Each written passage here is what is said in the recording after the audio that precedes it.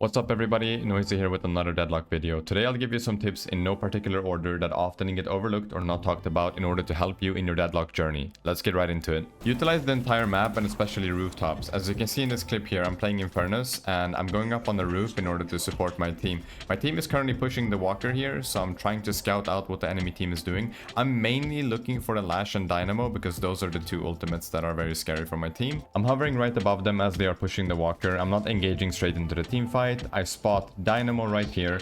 I'm staying up on the roof. I'm calling it to my team, poking a little bit, and then Lash is going to jump up on me and try to ult my team. But because I'm in such a good position, I can just deal with him instantly. Lash dies and we can continue with the team fight. Learn the map, and the best way to do this is to go into the console, enable cheats, and go to map space street underscore test in order to get into the testing map.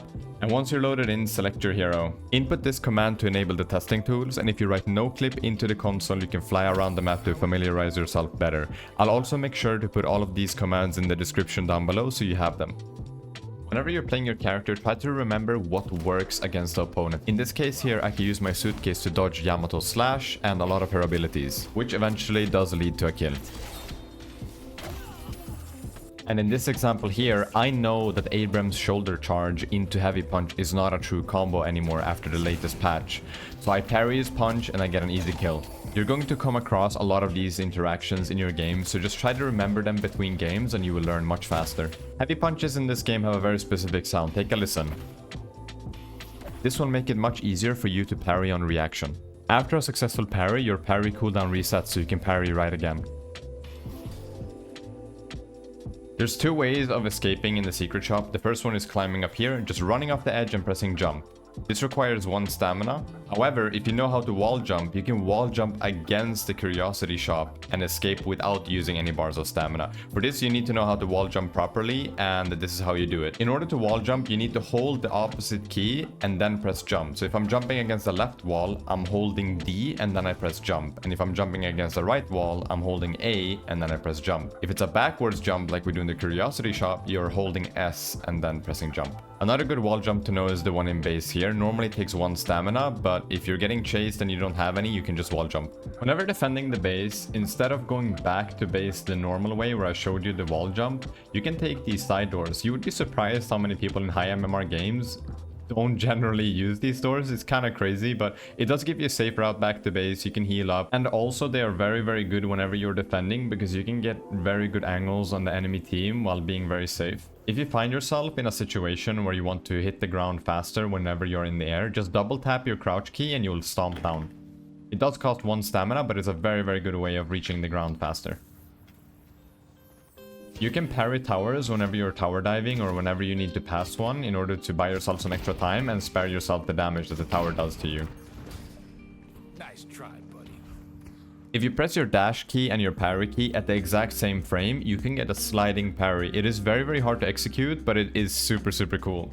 Most characters get a crazy power spike whenever they have their ultimate ability available. This gets unlocked at 3000 souls, so pay attention to that soul counter at the top. There is a crosshair generator for Deadlock, and all you have to do is click on any of these presets or fiddle with the settings and make a crosshair that you like. Once you're done, you press copy config, you press F7 in game, and you paste in whatever you have to play with the crosshair. Let's say you're trying to learn a new character. If you're not sure how to play correctly, you can go to the watch tab here, and the first 4 games that you see are normally high MMR games, so you can go into any of these. Let's say I'm trying to, let's say I'm trying to learn Shiv. I can click on this and spectate the match in real time. You can see their decisions that they're making on the fly. You can see what items they're buying, what abilities they're upgrading, right from their POV. So it's a super good tool to learn, and you can do this while waiting in queue for your game. So I always do this. Whenever I'm in a longer queue, I just instantly go to the watch tab and I just spectate games, and I try to think about what would I be doing in this situation, what items would I buy, what abilities would I upgrade, how would I fight in this lane, how would I play the laning phase, how would I play the mid game, etc.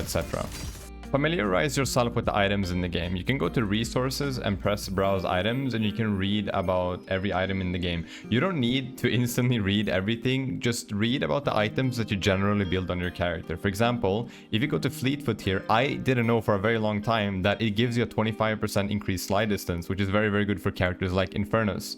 And you can do this for every item. So go to an item build that you're using, read the items, and just see what they're actually doing, and it will help you so much with understanding your character and your builds. Alright, that's it for today's video. If you feel like I missed something, feel free to comment down below. Make sure to like, comment, and subscribe, and I'll see you in the next video. Alright, take care. Bye bye.